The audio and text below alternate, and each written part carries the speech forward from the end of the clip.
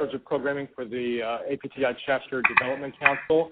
And I want to welcome everyone to this meeting about getting your chapter's message out. And I want to start by asking Tony.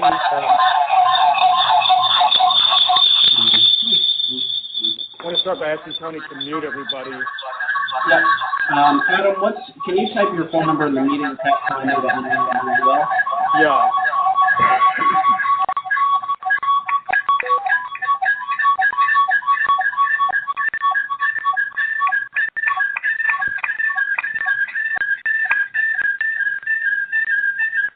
Good Lord. Sorry about that, everyone. Good. Okay, so I think we've got everybody muted, except we'll need Linda to be unmuted, and you have her phone number. It's the 503 number. But first, Tony, if you could say a little bit about APTI's website package. Give me 1 second, Adam, and then I'll get that taken care of. I'm still in the process of getting everyone muted right now. Oh, good. It sounds quiet already. Yeah, we had, it looked like we had a few people on speaker phones or speaker audio who was just feeding back into everyone else.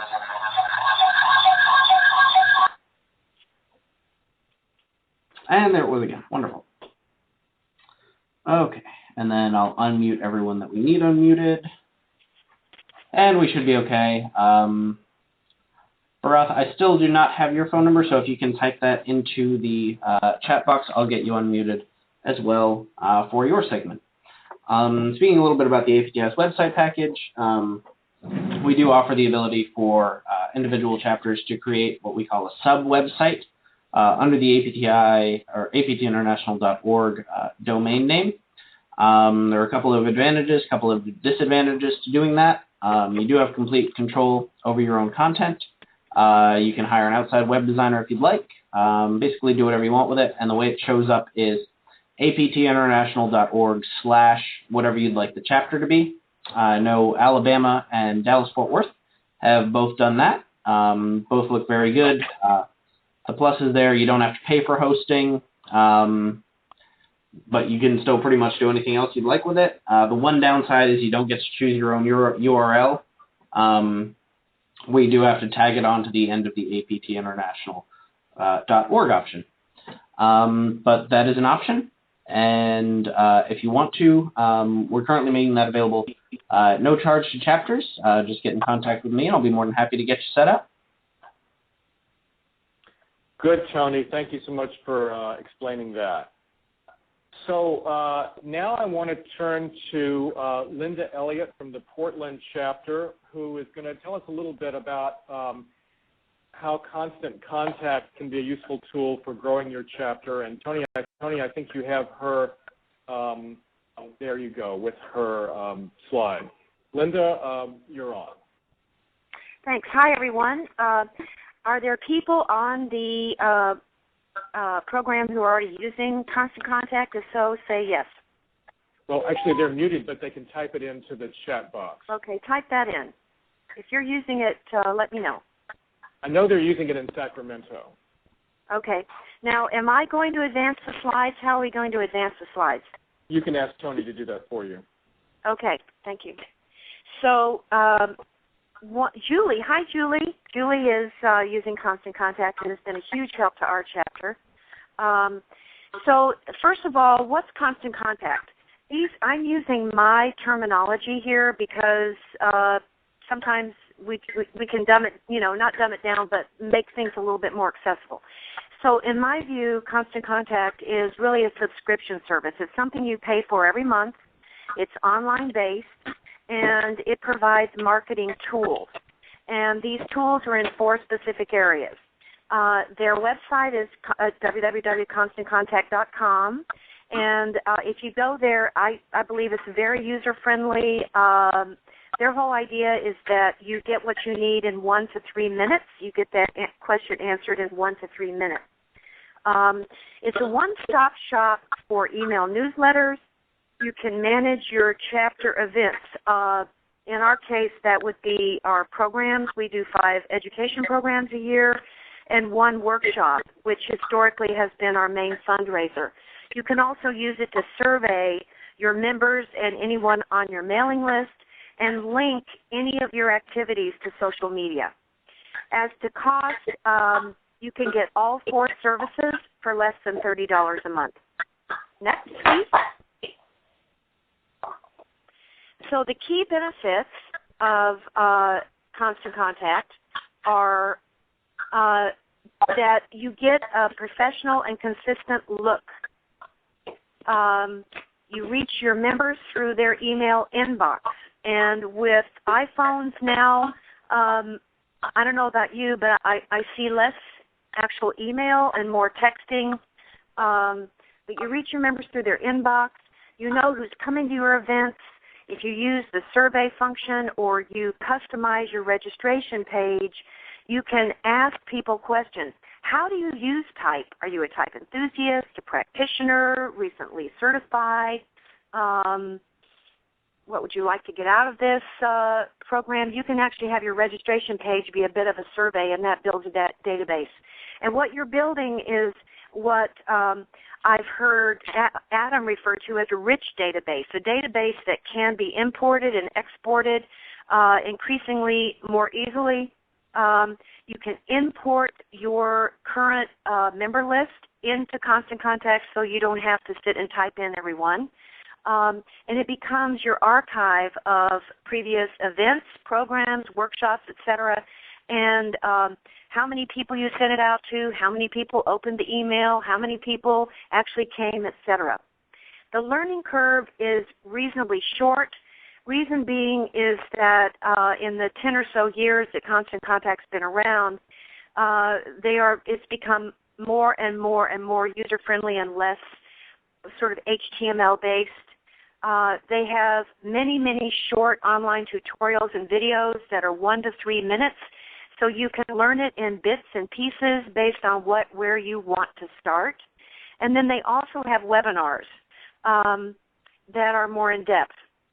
Depending on where you live, there may be Constant Contact trainers who come to your area and they put on free seminars. And those can be 2 to 4 or 6 hours. And some of them cost a bit. The thing that I like is that Constant Contact is backed up by real people. They speak English. They're live. They're courteous. If they have to be on the phone with you for an hour, that's what they do. And it's not adding to your cost. So if you learn best by talking something through, if you're stuck on creating a template and you can't get something to go in the way you want it, you call their 800 number, they get on with you, they can actually go into your Constant Contact account and make changes for you.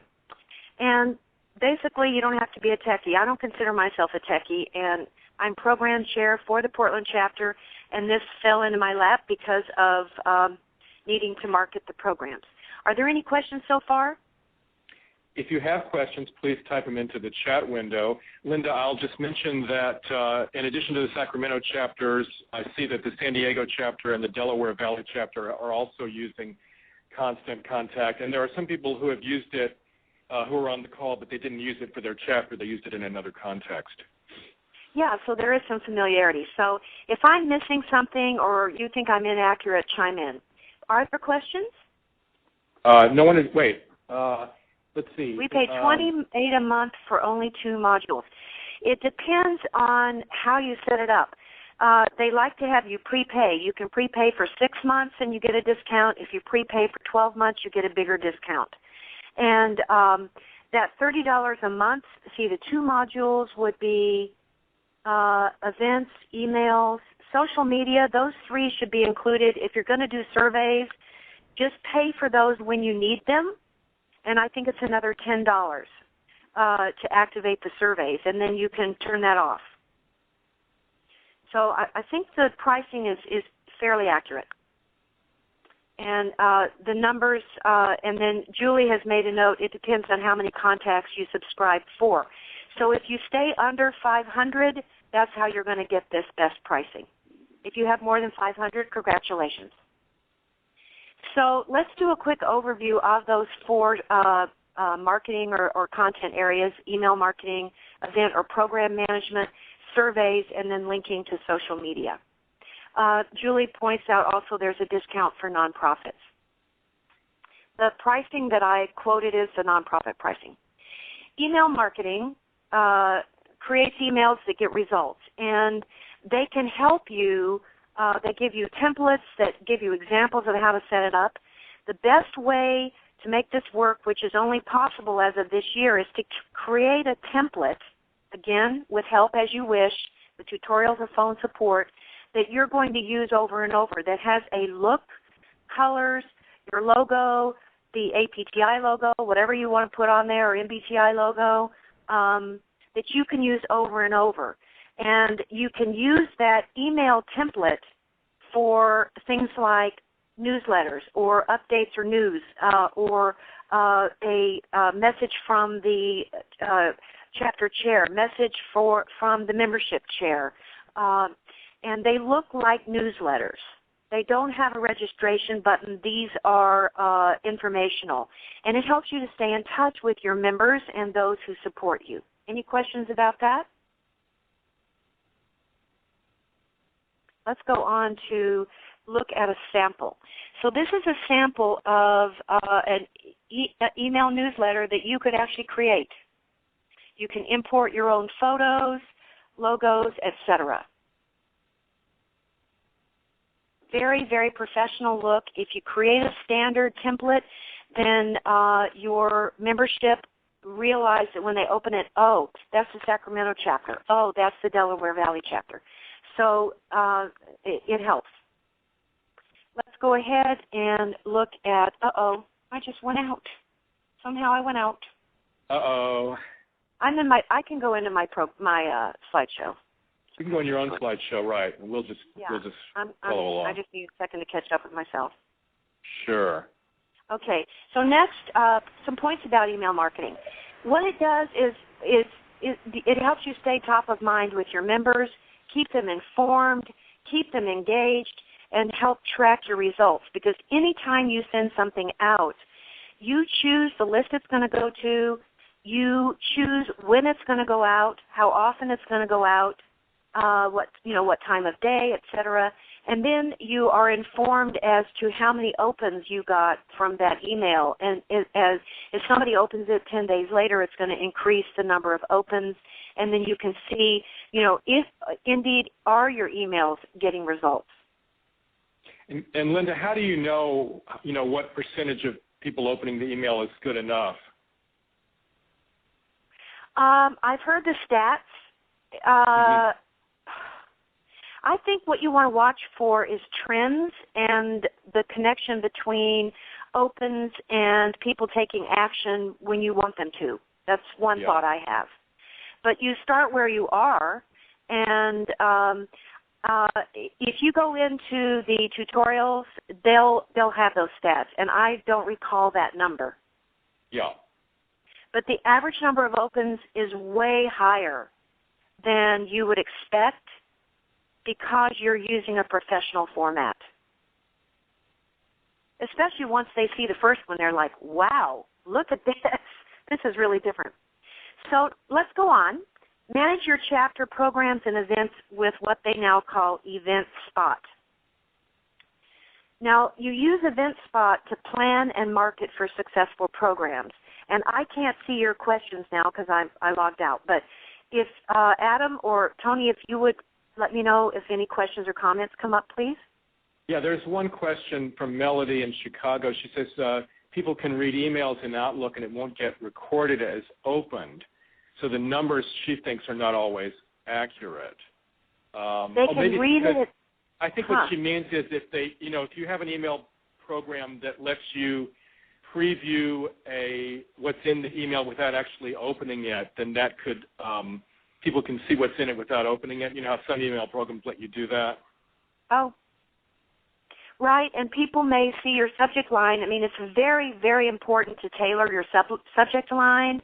You always direct with your subject line, join us or next up or new to or, please give us your feedback. let people know what you want and what you're up to in the subject line so that they can select whether they're going to either preview or open. But again, that's a good point. It's not a foolproof situation. Any other questions before we go on to EventSpot? That seems to be all. So we're with you on the plan and market page. Okay. So you use what's called EventSpot. Now, here's something that is not intuitive about Constant Contact that I find aggravating. If you think about functions, their email function is on the left side of the room. Their event marketing function is on the right side of the room. They don't link. It's counterintuitive. They just have never set it up that way, and I keep sending feedback saying, why can't they link? Why can't I? You could copy content out of an email and paste it into an event email, but it's still going to take you time, and it's not going to format the same way. It's aggravating. So with EventSpot, what you're doing is you're promoting an event through email marketing. Once again, you're going to need to create a minimum of 2 templates. One is going to be an email template that you use in the email section of Constant Contact, and then the other one is going to be a template that you create under EventSpot. And it's going to look different because it needs to have hyperlinks to different things. We'll look at one in a moment. So once you've created that, you've got your look or your brand for your chapter. You can continue to use that. You can change it if you wish. It's more time efficient to get help setting up something you like and try to use it over and over. Then you can copy that in Constant Contact and then just change the event details inside that first window, and it will use the same colors and logo and basic macro that you have created. The template, the EventSpot has things like add me to your calendar, a directions hyperlink, places where you can put photos, link to your website for more about your chapter, more about this topic or this speaker. You can embed a lot of information in that. And that would be more or less on the left side. On the right side of the, if you go ahead to the next screen, you'll see what I'm talking about. On the right-hand side, you give the information of what you're up to, and there is your Register Now button. When people click that, they go into a registration page that you have customized with the information you want, including the opportunity to create a customized confirmation email. When they register online, there's a little window that pops up that says, you have successfully registered for this event. Look for your confirmation email. The confirmation email can actually be used to include pre-work. This year we initiated something that we call Juicy Questions. We stole that from the author of Quiet, the book about introversion. We send ahead 3 or 4 questions for people to think about that are going to be discussed in that program, which gives the introverted thinking and the introverted preferences time to activate before the program. And that is put in the confirmation email. So it can actually be informational. And if you let your chapter people know, you actually want to open that confirmation email. It's a very efficient way to get the information out immediately. For quick example, we had Dick Thompson do a webinar for us live from Atlanta on emotional intelligence. He did not charge us to host that webinar. He sent ahead a PDF of the only published article he's ever written about type and emotional intelligence. And that was embedded in the registration confirmation because we didn't want to send it out until people had paid that they were going to come. And we charged for it. We got CEUs for it. We charged for the CEUs. And we made something like $600 on a webinar that was, Dick, they're so streamlined, they do basically all the work. It was a wonderful fundraiser, wonderful experience. Feedback was excellent. Now, if you're looking at the event invitation, the sample right below registration is I can't make it. If you leave that in there, someone who might have been interested can click that and tell you why they can't make it. Or I have people email me and say, could I get the book? Could I get the handouts? Is there going to be a PDF of the PowerPoint? Will this be offered again? And you're able to stay in touch with these people, and it builds loyalty and membership. Are there any questions? Linda, Karen had a question. She said, when you register, can you see who else is registered? Because I know on Eventbrite that is possible. No. No. Okay. Unless somebody else has discovered that and I don't know about it. What does Julie have to say? I think so far no one seems to know how to do that. Oh, wait. Okay. Julie says you can do that on Constant Contact, so I have to find out how. And it would be an interesting conversation. Why would you want to do that? Well, because people sometimes see that their friends are going and it makes them want to go. Okay. Well, we'll talk about that in our program committee. I think there are pluses and minuses to that, and people would need to opt out, I think. Yeah. But, yeah. So I'm going back to my notes about EventSpot on that previous screen. So one of the beauties of this is that you can set up a PayPal account. And that way you have a bank account that people can pay debit or credit online. It goes right into your account, and you have that accounting. Having said that, as a nonprofit, it's a lot of work to set up a PayPal account. It was for our chapter. I was not involved. I just heard, oh my gosh, I can't believe they're asking for this. So I don't know if Tony could help people with the nonprofit side of it, with documents that are needed, but it was a pain for us. And yet, we have found that since people can now use debit and credit online as well as at the door, we now have a setup to do debit and credit at the door, we get more people. And if you're selling something at your program or event, they'll buy more if they can use debit or credit. So it can be a plus. In Constant Contact, one of the options is always to pay at the door. So, but you get an idea of who's coming. And people have gotten to the point where they register. We generally get between 40 and 50 people at a program, and we get less than 5 walk-ins. So most people do pre-register. It helps us know if we're going to do a snack, how to set up the room, how many handouts, the whole thing. It's been very helpful. And Linda, Jane is asking how you do the credit debit at the door. She's asking if you're using the Square.com on an iPhone or some other method. We got a machine from our bank because we don't have anybody handling. Our treasurer does not have an iPhone. Yeah. Okay. So you could use the Square, but you've got to figure out what account it's going to go into. So. Right.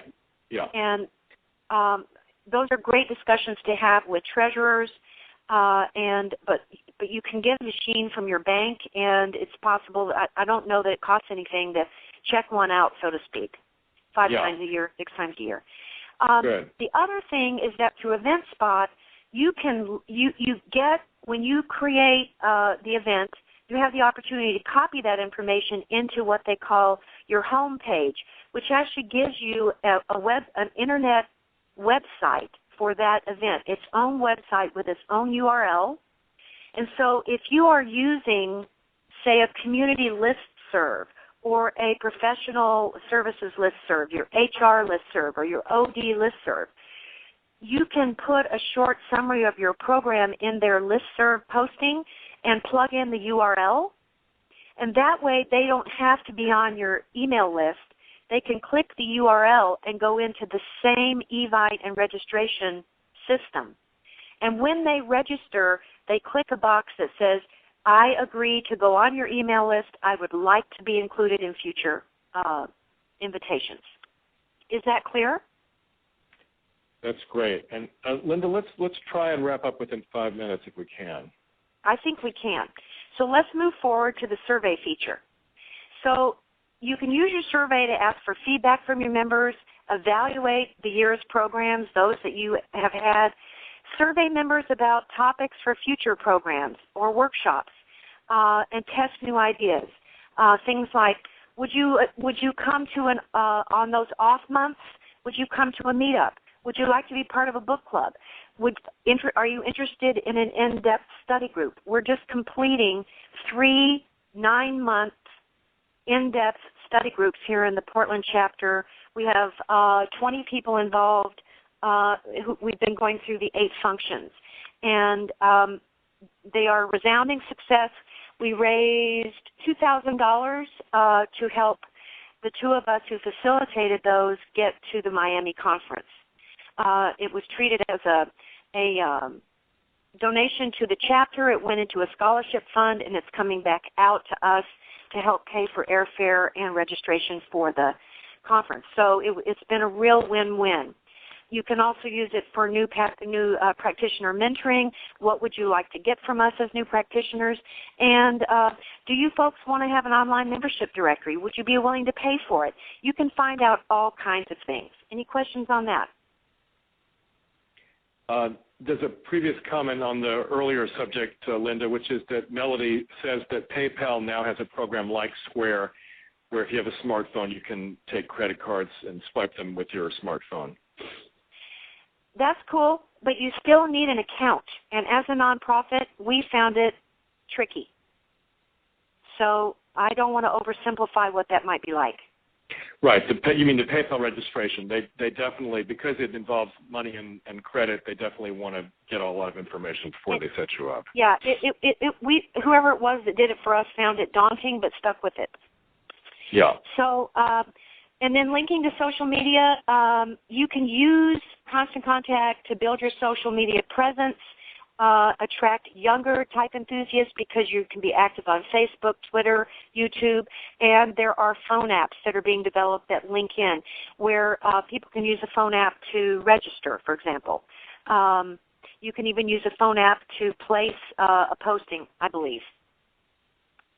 And moving on, to explore Constant Contact for yourself, go to their website. On their homepage, at the top are tabs, and I would begin by investigating the product tab and the resources tab. The resources tab has their learning center. Inside the learning center are quick links, and that's where you find these tutorials and guides. And you can also call customer service. They are located in Utah, so they're in the middle, more or less the middle of the country, and they have certain hours, something like 7 a.m. to 9 p.m. or something like that. It's not a 24-hour thing. And the last thing that I wanted to point out that I didn't think to put in a slide is you would ask yourself, who would we nominate to do this in our chapter? And it makes sense to me that it would be someone involved with programs who has knowledge of programs.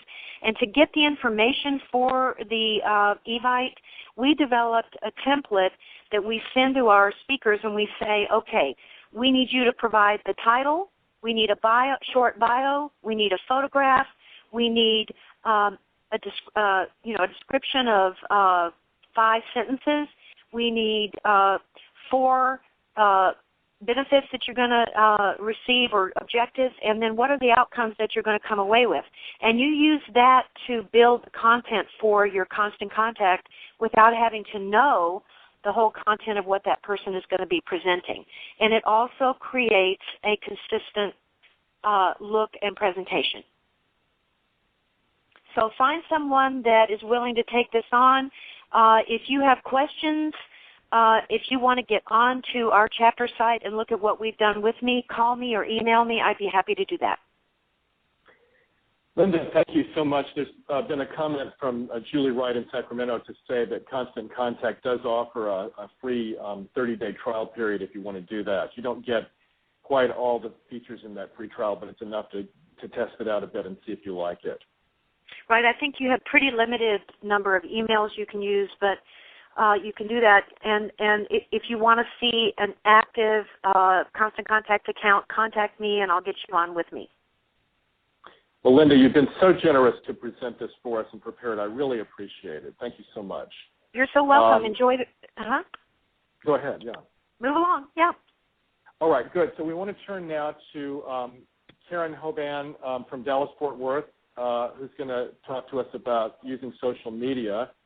So, Tony, if you would get her slides up for us. Sure, give me just 1 second. I'm going to go ahead and unmute Karen, and Karen will also make you a presenter, so you do have the ability to scroll through the slides in just 1 second if you would like to do so.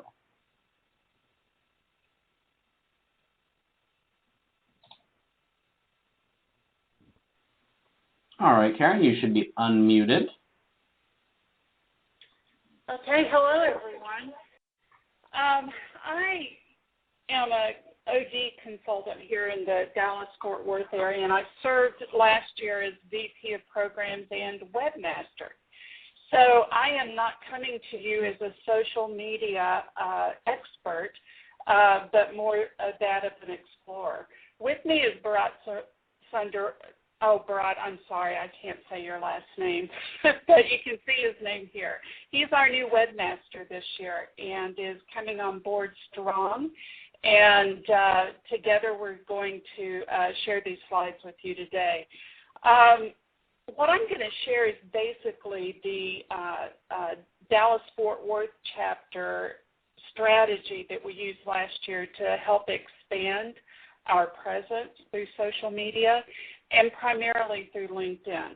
I'm not saying that we did that because it was the best tool. It was the tool I knew the most about.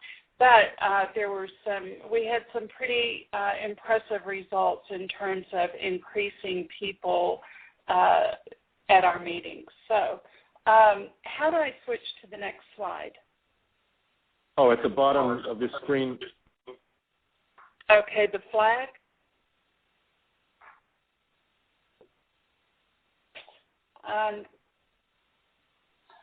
Karen, you should have arrows at the bottom of the screen, or you should be able to use the left and, or what is it? I seem to have lost it now. That's okay. I'll go ahead and I'll advance through the slides for you. Oh, I see an arrow, but I can't find the slides.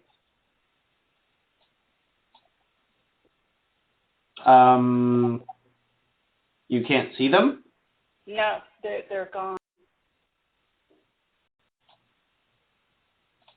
Okay. Karen, I think you accidentally just opened up screen share, so I just brought the slides back up. Can you see them? I can, thank you. And okay. I see the arrows now, too. I'm good. All Beautiful. right, so I'm just going to cover some slides about the social landscape and probably stuff you already know anyway. And I'll do that fairly quickly. Then I'll cover the kind of a core belief that drove our strategy last year. And then towards the end, I'll cover some tactical slides, some screenshots, but I'll try not to spend too much time on that because you may already be aware of these. Okay, I added this slide because social networking for a lot of people can get very confusing in terms of which tools do what, and I thought this was a very humorous take on vintage networking because we've been doing it all along anyway.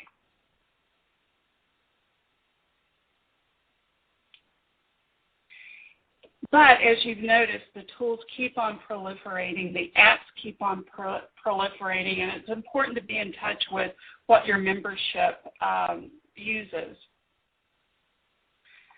But the core belief came about in a discussion with Linda Behrens when she was at a chapter meeting last year, and we talked about how a lot of the chapters are losing members. It's just not active as it used to be, and that's the case here in Dallas-Fort Worth. The part of it that drives it is that psychological type is not a profession per se, such as coaching or counseling, yet many professions and professionals do increase their effectiveness with the use of psychological type. So based on that, I began to use a social media strategy where I tried to raise the awareness across professional interest groups on LinkedIn. And I use Facebook primarily for internal relationship building. This year we're using Meetup for general event awareness and for people signing up. Last year we were able to use LinkedIn events, which worked really well for us when people could see who else was attending. And so it's a little awkward to use Meetup, but there's some advantages in that we're getting exposure to people that we wouldn't have exposure to otherwise. So basically, over the last few years, what we've done is we've returned to more core type topics and revamped the programs, bringing in more nationally known experts. The website and newsletter have been redesigned, and we had energetic young leaders. But we were still not getting an increase in membership. So we used, there's very little interaction on our LinkedIn and Facebook sites, and that is still the case now, I might add, because that's an area that we really need to exploit. But what was happening is we sent out 3 newsletters for each meeting to what we thought were 150 people, but when you look at the open, the statistics, at least 2/3 of that 150, and I may be exaggerating a little bit there, but certainly 50% of that email list was dead. I mean, we were sending it to addresses that have not been opened in many years, and some of those people on second glance, we know it moved away or other things. So we know that we weren't reaching an active audience. So that was probably why meeting attendance continued to dwindle. So what we began doing is posting pre- and post-meeting updates, our website blogs and newsletters through other LinkedIn groups, and that was pretty much cut and paste. We began to focus on more local speakers primarily because that was really all we could afford. And but I started looking at those meetings as what is the primary segmentation of the market that this meeting topic would address, and began to search for LinkedIn groups that would be interested in that topic, maybe not in becoming members, but would be interested in that topic. And I'll show you more on that tactically in a few minutes. So we also reached out to previous members based on their professions to start helping us get the word out to their networks. So for us, we were getting meeting attendance of as few as 7 people for Linda Behrens and Dario Nardi, which was insane. And by changing how we market the meetings, we're now beginning to get as many as 34 people for a local speaker. And to have the opportunity back, to have Linda and Dario back and market more appropriately, I would love to have that opportunity, but that's one that's gone for us, at least for the moment. So here on the pyramid is just a reminder that online marketing covers many different aspects, not just social media, and those are intertwined and they build on each other. I mean, there's a whole science behind and profession behind this that I don't have the expertise to share. So, and there are very many different tools that allow you to do that. But around segmented marketing, I'll talk about that for a few more minutes. Basically, I began to identify who are the core professions of our past membership, of our current membership, or the membership we would like to attract to our meetings. And then based on the meeting topic, I would target communications on LinkedIn and Facebook and Meetup groups. And there's a technique to that that's a little cumbersome, I might add, but it certainly worked for us, and I'll share that here in a minute. While I get a drink of water here, are there any questions? Mary Charles has a question. How did you find out what your members' professions were? Most of that was through LinkedIn primarily. We would go in, or at least I would go in and see who attended, look them up on Facebook, on LinkedIn, and see what they did.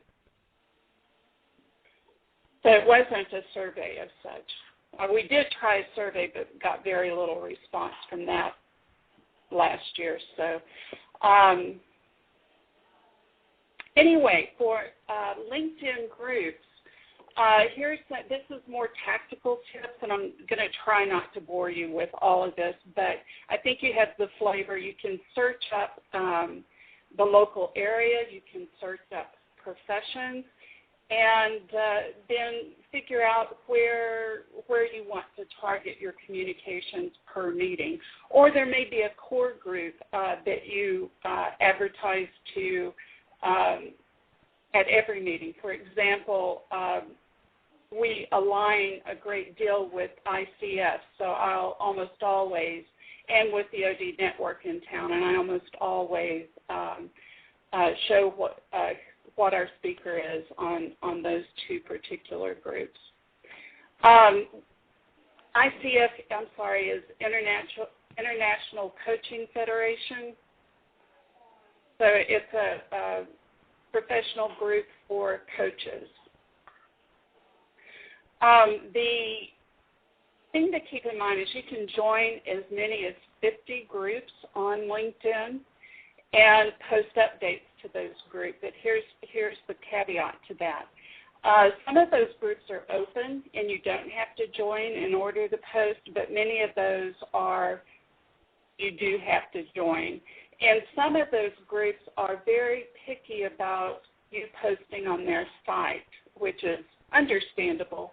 But you can move, generally, if they don't like you being in the discussion part, they will move you to promotions. You don't get quite the visibility when that happens. But I've noticed a couple of moderators do tend to move us to promotions, and I try not to put our postings on their groups anymore. Okay, and basically you use the share buttons to post your newsletters, articles, or posts, or cut and paste, either way.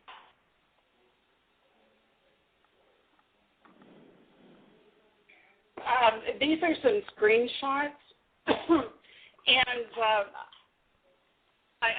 I'm afraid we may be getting into the weeds here, so Adam, I'll use some feedback from you on this. Should I go into detail with this? I don't think we want to get into too much of the technical detail of it. I think you could go through this part quickly. Yeah. Yeah, and so this is where I posted in groups where you can like and comment, and this is actually on the APT conference that I'm posting here. This is where you can repost to other groups. On the top right-hand corner is share discussions. And then in groups, you don't have to type in the groups. You just put in the letter, and the groups under that letter will show up, and it runs along very smoothly. This is an example of using the share buttons at the APTI conference. And to add to Tony's discussion earlier in the meeting, we are using the APTI website for our website now, and they've added the share buttons on our website, which is great in that I don't have to cut and paste as much. And at the bottom, you'll see the share buttons at the bottom where you can cross-post in LinkedIn. It pulls up a page like this, and then you can just fill in the content, or the content comes automatically through the share button. So, Karen, my question about this, posting to the different LinkedIn groups by profession is, do you really then have to plan your programs, with professions in mind? I mean, I'm just not sure that every program that we put on at the Bay Area chapter would be applicable to necessarily any profession. No, I think you probably could, especially if you wanted to target a particular profession, but we don't do that.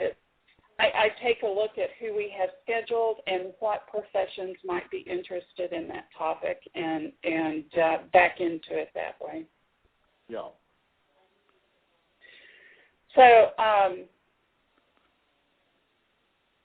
okay, there's a question from Jane. How much time do I spend posting? I don't post to all 50 LinkedIn groups for each meeting. The time I spend posting, if I have share buttons, is very limited. I can post to maybe 12 groups in 5 minutes. So that's very simple. And then on Facebook, it's basically the same thing. I only post on our current Facebook page. I haven't explored other groups' Facebooks. Meetup, I've just started experimenting with, and with that, I have to cut and paste because Meetup doesn't link in. We don't have share buttons for Meetup. But when you have share buttons on your website and you post your meeting information on your website, it just makes it very, very quick and very easy.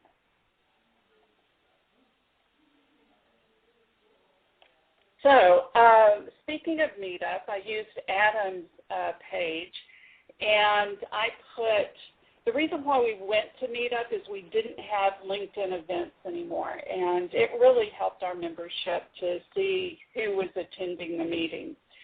And so on Adam's page, I actually posted under suggested the APT conference, and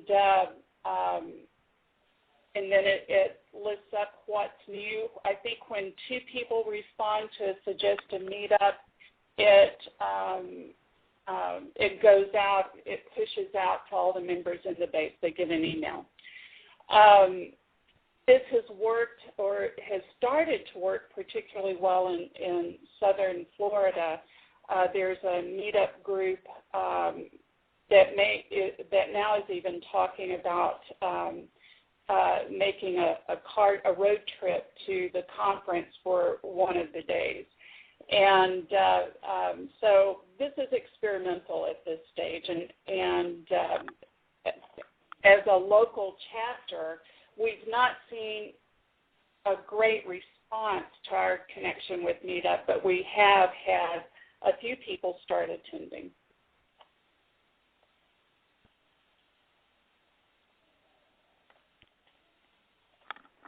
Lanyard, very quickly, for those that are attending the APTI conference, I'll let you explore this later, but it's a live event planner and marketing tool. I don't know if it would be appropriate for us to use for our meetings in the future, but it's something that I'm keeping an eye on. And it's pretty intuitive to use, although it can be a little awkward. It has some quirky things about it. But this is our conference agenda, actually, for the APTI conference, and it has pictures of the speakers. What's nice about Lanyard, it links in. You can use LinkedIn to bring up the speaker profile, and it lets you see who's actually attending. It gives the schedule, and over in the bottom right-hand corner, it shows the links to share across other social media. And then you can use these links to find out more about the different types of social media that I touched base on today. So that's all I have to share. If you have any other questions or you want to share what's working for you. Thank you so much, Karen. If people have questions, we still have 6 minutes. There's time to type them into the chat window, or if you want to say a question, you can tell us what number you're calling from. We can unmute you, and you can ask the question by voice.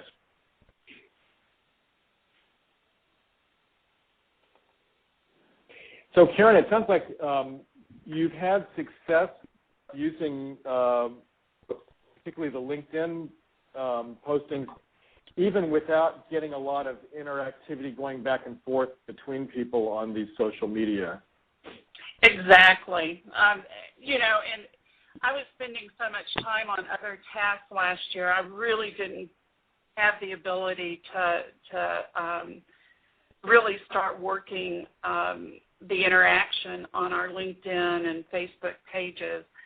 But, one other thought I would add here is if you don't have a membership that's really willing to go in and help you with that, one person can't make the interactions live on those pages. It takes more than one person to do that. Yes. Are you seeing these things in the chat window about Facebook? One was the question about how you use Facebook internally in your chapter. What's interesting is when I just started exploring what we had, our Facebook was really kind of loosely made up of people who just share primarily personal information, previous members that were somehow engaged and connected through this particular page. And so we get to see what they post, and some people will comment on what other people post. But it's not really I do post our meeting information on that page, but it's really very personal in nature in terms of what vacation I'm on or what I'm eating for dinner or who I saw today or a thought that I had, etc. Yeah. And there's a note here that you try to share interesting articles on your Facebook, and that gets some viral attention. I have done some of that, and it has gotten some interaction. But again, it was just a little more than I could handle alone last year. And then there's another mention here from Melody that they posted their events on other organizations' Facebook pages, such as Sherman in Chicago. And I think that's very much the same tactic I used with LinkedIn. I just have not done that. Great. Any other best practices, so to speak?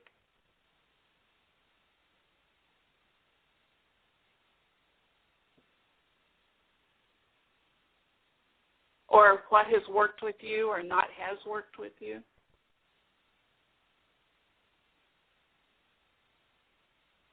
Okay, I'm not seeing any other comments or questions. Well, here's something. Oh, Jane is asking about next month's topic, and if only I were better prepared, I would know the answer to that. But I think it's about volunteer recruitment and planning for leadership succession in our chapters. So that's what we'll be talking about at the June chapter leaders phone meeting.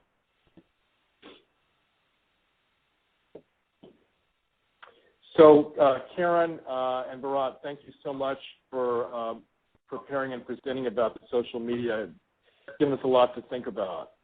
And I hope that for everybody, these two presentations have been helpful for getting your message out and thinking about different strategies. So I think with that, we're ready to adjourn, and we'll see you or hear you next month. Janet is asking if you can get the slides. Yes, you can. In the actual email invitation to this meeting, there are links to the Dropbox page that has these PowerPoint slides, and you can download them yourself. Good. So thanks, everybody, and we'll talk to you next month. Thank you.